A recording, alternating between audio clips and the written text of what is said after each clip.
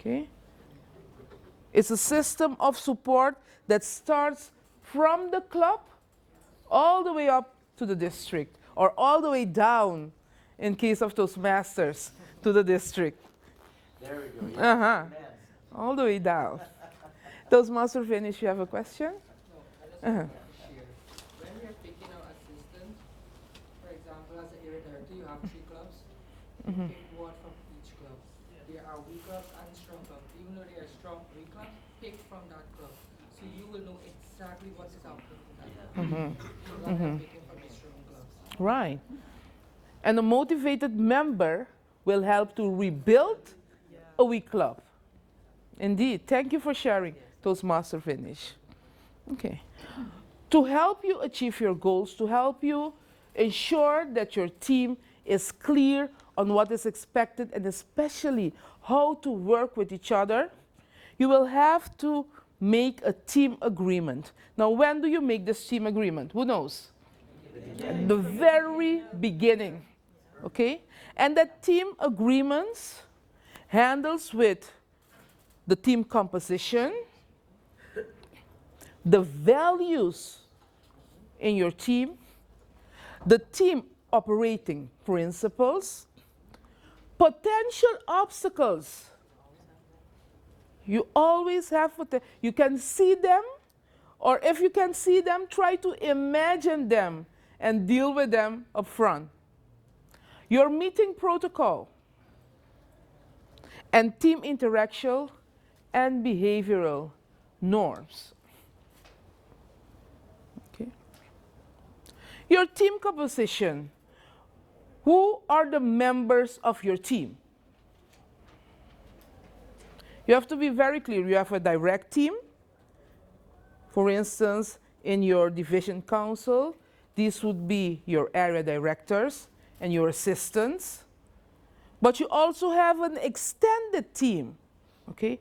Your area directors also have their own assistants, their own teams. They too help support in one way or the other. Okay? Identify these persons. Your values. How are your team values related to the values of Toastmasters International? Now, what are the values of Toastmasters International? Respect, integrity, service, And excellence. Very good. Okay? In District 81, we add collaboration to that team value. Open communication. Okay? Very important. We are unique in that we are united by the Caribbean Sea. I hate to say separated. We are united by the Caribbean Sea.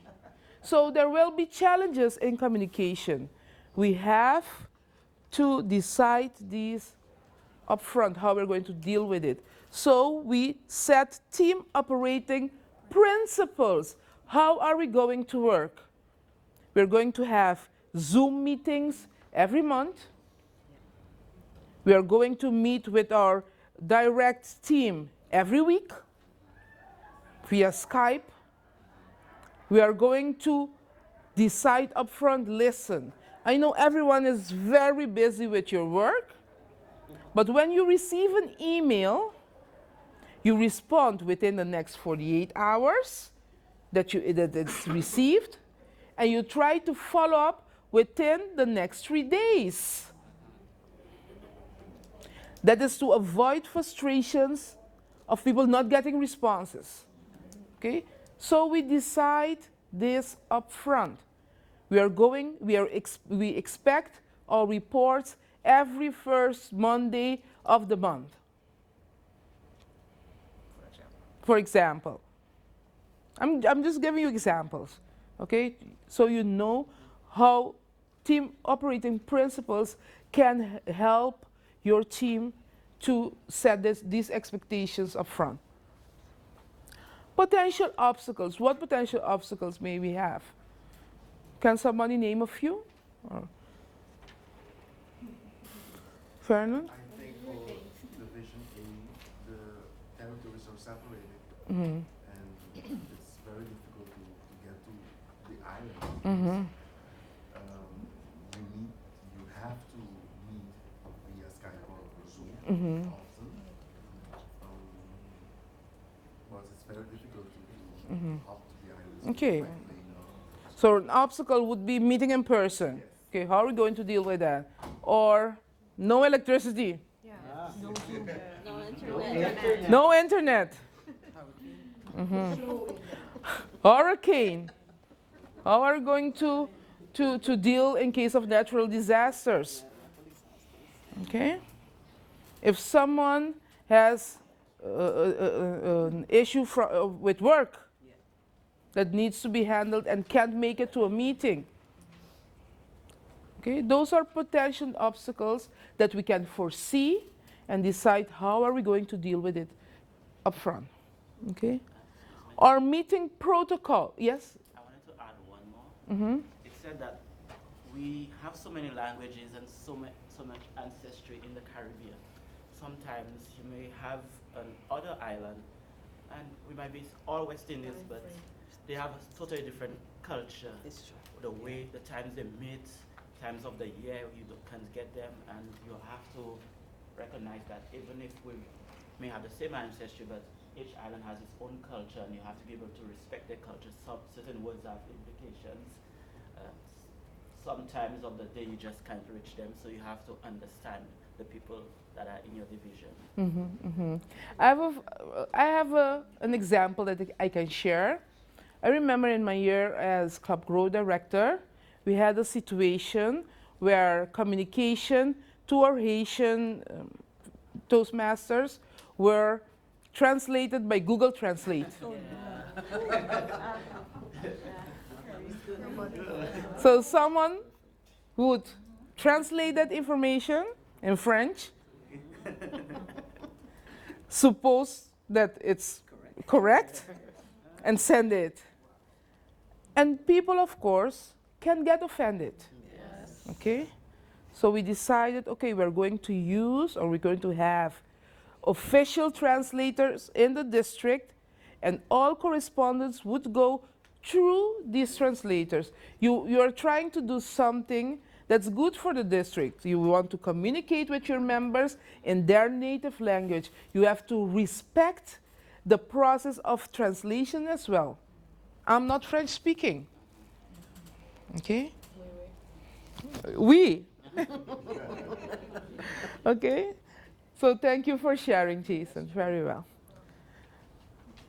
Meeting protocol. What do you think of when you hear meeting protocol? Toastmaster Chitik. Good morning, everyone. Meeting protocol. I'm the Vice President of Education of the Said Toastmasters Club in St. Martin. Well, meeting protocol should go as follows.